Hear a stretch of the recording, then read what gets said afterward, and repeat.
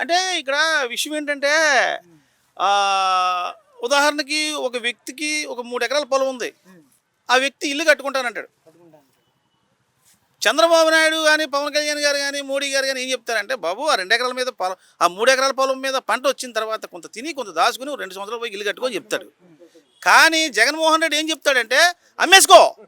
నువ్వు నాశనం అయిపో. నువ్వు నాశనం అయిపోతేనే నేను బాగుంటాను అని చెప్తాడు. అది జనమైనా, ఒక ఎమ్మెల్యే అయినా, రాష్ట్ర ప్రభుత్వంలో సంబంధించి వాళ్ళు చేసిన అవినీతి ఎంత? ఇవాళ మీకేంది ఎన్ని ఇబ్బందులు పడుతున్నామండి. ఆడిష్టం వచ్చినట్టుగా ఇవాళ జగనన్న సర్వే అని చెప్పి చేసిపోయాడు. 2 ఎకరాల భూమి ఉన్నవాడికేమో 5 ఎకరాలు ఇచ్చాడు. అరెకరం భూమి ఉన్నవాడికేమో 10 ఎకరాలు ఇచ్చాడు. 10 ఎకరాల భూమి ఉన్నవాడికేమో అరెకరం ఇచ్చాడు పాస్బుక్. ఎవడు భూమి ఎవడు వదులుకుంటాడు? మా నాన్నగారు ఉన్నారు, మా తాతగారు ఇచ్చారు. మా నాన్నగారు ఇచ్చింది నేను దాచుకున్నాను. రేపు పొద్దున్న నా పిల్లలకి ఇచ్చుకుంటాను. ఇవన్నీ సర్దుబాటు చేసి మంచి చెడ్లన్నీ ఈ భూమికి సంబంధించిన విషయంలో మాత్రం పవన్ కళ్యాణ్ గారు కానీ, చంద్రబాబు నాయుడు గారు కానీ చాలా మంచి నిర్ణయం తీసుకున్నారు.